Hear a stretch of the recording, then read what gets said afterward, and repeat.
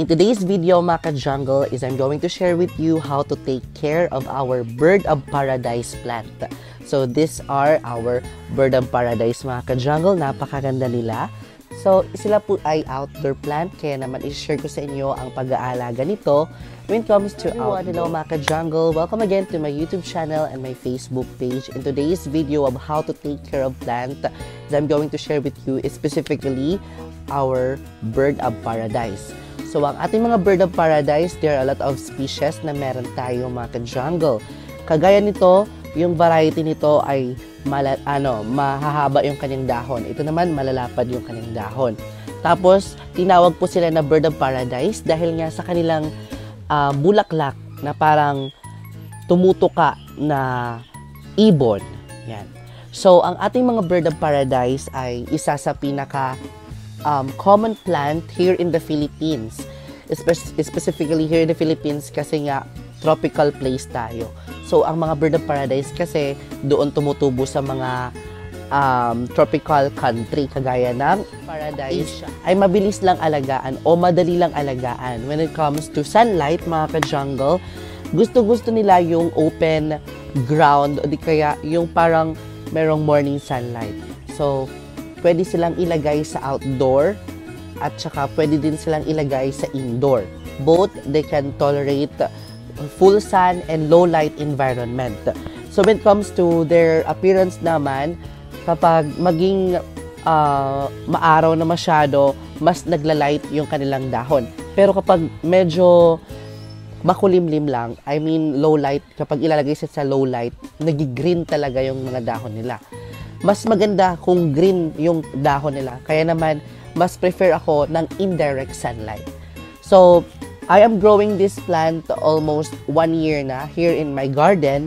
And as you can see, maliit pa lang sila kasi medyo mas tumataas sila ng ilang feet eh.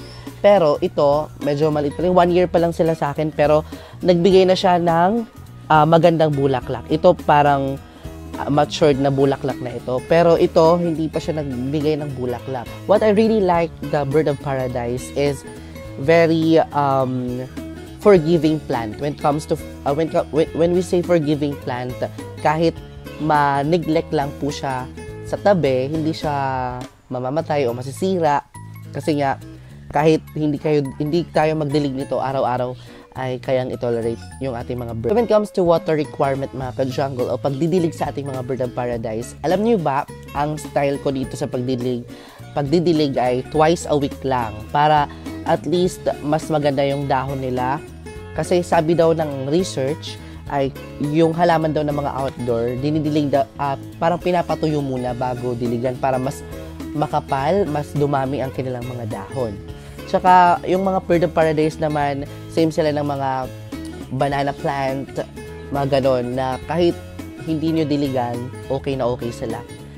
Ang pinagkaiba lang dito, kapag ipapasok nyo sa loob ng bahay, nakapat sila, syempre, didiligan ninyo kasi hindi sila nasaan sa ground. Parang walang ulan, kung nasa loob ng bahay, didiligan nyo ng alternately. Yun yung pagdidilig ng ating mga bird of paradise. So, when it comes to fertilizer, kung may mga bird of paradise kayo sa inyong tahanan, huwag nyo na lang didiligan ng fertilizer kasi okay naman sila. And parang nag-a-adapt naman sila sa nature. Ang sariling fertilizer nila, yung mga dahon ng mga tuyo, nalalaglag, yan yung naging organic fertilizer nila. So, when it comes to pest infestation, napitahan talaga sila ng mga insekto. Yan, tignan nyo naman. Kinakain sila, no? So, siguro, isprayan nyo lang ng neem oil. O wala kayong neem oil, pwede kayong mag-spray ng natural pesticide like organic, yung ginger na tinadtad, tapos i-spray mo halo sa tubig, i-spray mo lang sila. Para walang insect na dadapo dito sa ating mga bird of paradise kasi sobrang ganda nila, mga ka-jungle. May mga iba't ibang kulay ng mga bird of paradise. Meron tayong, parang sinasabi nilang Myra-E, di ba? Yung parang, nun, yung orange one. Ito kasi, this is the red one. So, marami yung kulay. May white, may orange, may yellow, may anything. Ang pagtatanim nito, hindi kayo magtatanim through dahon. Yung style dito, parang mag-half kayo dito. Para lang siyang sa suha. Yan. Suloy pala. Suloy.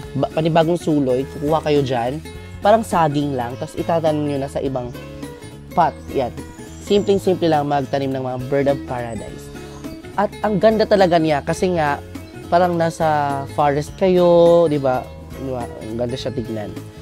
So kung ma-appreciate mo kahit hindi siya mamulaklak, kahit green lang, nakaka-appreciate talaga yung mga ganito.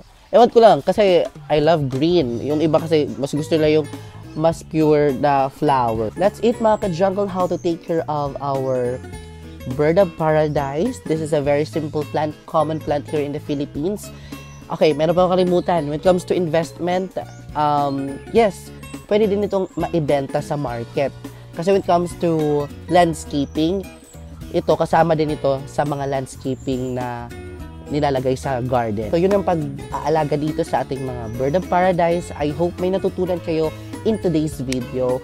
And don't forget to share this video para malaman din ng ating mga kaplantita, alam na nila yan kasi nga, very simple lang ang halaman na ito. Sa mga bagong followers dyan, ayan, shinare ko na sa inyo kung paano alagaan ang ating mga bird of paradise. Maraming salamat sa panonood and I will see you next episode mga ka-jungle because more plant, less stress.